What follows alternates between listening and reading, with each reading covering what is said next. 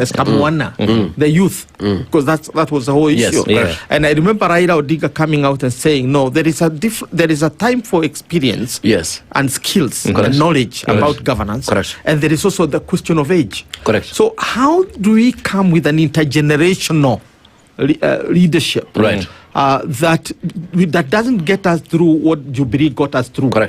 Where, part of what grudge or a problem I have had with the Jubilee leadership, and by Jubilee leadership I mean from the time of Uhuru Kenyatta to William Ruto. Even now we are in Jubilee too. If you begin to think about it, the problem we have had is basically that naivety, that age is a determinant of as a principle of occupying office. Age can never be a determinant. There must be something. When we looked at Boya and so say he was eligible, you could look at Boya and see how he's articulating issues. When you looked at Pioga Mapinto, or you looked at J.M. Kariuki, they knew how they were young. They were in their 30s and 40s.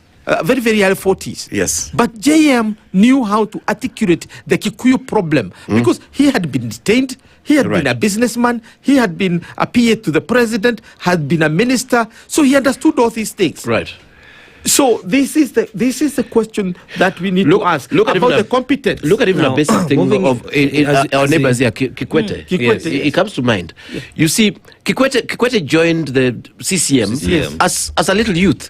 And by the time Kikwete was in his 20s, he had actually gone through the ranks and the system that he was actually ready to be president in his 20s. In fact, I have to tell him, what people don't realize was that, Kikwete was prevailed upon to wait for 10 years. And he was still a very young president. He was at that time. He was still in his 40s. We raise, Professor. So it's about readiness. When we talk, you have 10 seconds to raise that. Experience is not competence. So there has to be a convergence of ideas. And experience is not age. It's not age as well. You can